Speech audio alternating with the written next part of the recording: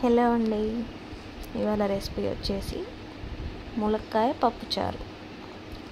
కావాల్సినవి కందిపప్పు, 2 tomato, 1 onion, పచ్చిమిర్చి, ములక్కాయ, చింతపండు.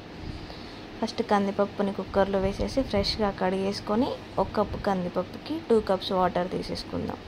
అదేంటి కందిపప్పు ఇలా ఉంది అనుకుంటున్నారా? అవి మేము కందులుకొని మేము పట్టించినవి, అంటే చేనులో పండించినవి అవి, అందుకే పొట్టు అంతా పోదు, అలానే ఉంటుంది. కడిగి వాటర్ వేసేసి అందులో కొంచెం పసుపు వేసేసి కొంచెం ఆయిల్ వేసేసి స్టవ్ పైన పెట్టేసుకుందాం. నార్మల్ షాప్లో తెచ్చుకునే పప్పుకి ఒక 4 విజిల్స్తో ఉడికిపోతుంది. ఇది కొంచెం ఎక్స్ట్రా టైం తీసుకుంటుంది, ఒక 6 విజిల్స్ కావాలి. స్టవ్ పైన అది పెట్టేసేసుకొని ఒక బౌల్లో చింతపండు వేసి, చింతపండు ఫస్ట్ కడిగేసుకొని వాటర్ వేసేసి కొద్దిసేపు నానబెట్టేద్దాం. తర్వాతకి తీసుకున్న కూరగాయలు మొత్తం కట్ చేసి పెట్టేసుకుందాం. దాన్ని కట్ చేసి పెట్టుకున్న తర్వాతకి పప్పు ఉడికిందా లేదా చూసుకుందాం. పప్పు ఉడికిపోయింది. ఇలా స్మాష్ చేసేసి మనం పెట్టుకున్న చింతపండు మొత్తం పిసికేసి అందులో పోసేద్దాం.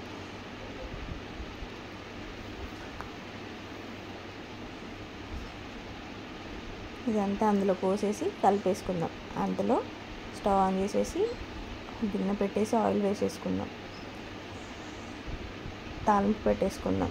జీలకర్ర, ఆవాలు, ఎండుమిర్చి వేసేసుకుందాం. వేసేసుకున్న తర్వాతకి వెల్లుల్లి కూడా వేసేసుకోవాలి, కరివేపాకు కూడా వేసేసుకోవాలి. అవి కొంచెం చిటపట్లు ఆడుతున్నప్పుడు పచ్చిమిర్చి వేసేసుకుందాం. ఉల్లిపాయలు కూడా వేసేసుకొని మొత్తం కలిపేసుకుందాం. ఇవి మొత్తం కలిపేసుకొని తర్వాతకి టమాటో వేసేసుకుందాం. అందులోనే టమాటో కూడా కలిపేసుకొని టమాటో కొంచెం ముక్క మెత్తపడేదాకా ఉడికించుకుందాం.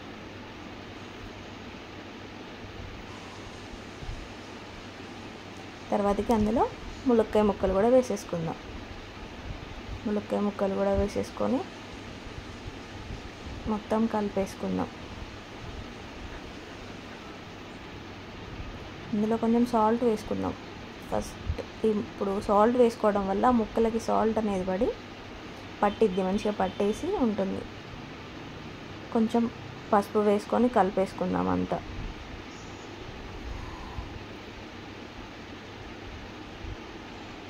కలిపేసుకున్న తర్వాతకి కారం కూడా వేసేసుకుందాం. మీ టేస్ట్కి సరిపోయేంత మీరు వేసేసేయండి. నేను పచ్చిమిర్చి వేసాను కాబట్టి చూసి వేసుకుంటాను. కారం వేసేసి కలిపేద్దాం మొత్తం.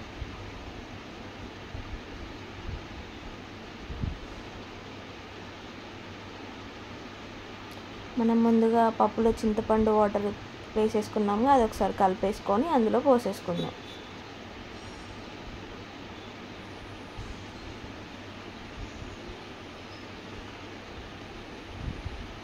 పప్పుచారు చిక్కగా తినేవాళ్ళు ఉంటారు, కొంచెం పల్చగా తినేవాళ్ళు ఉంటారు.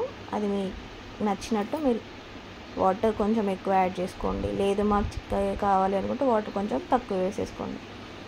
ఇలా మరగనిచ్చేయాలి మొత్తం. తర్వాతకి స్టవ్ ఆఫ్ చేసేసుకుంటే మనకి వేడి వేడి ములక్కాయ పప్పుచారు రెడీ.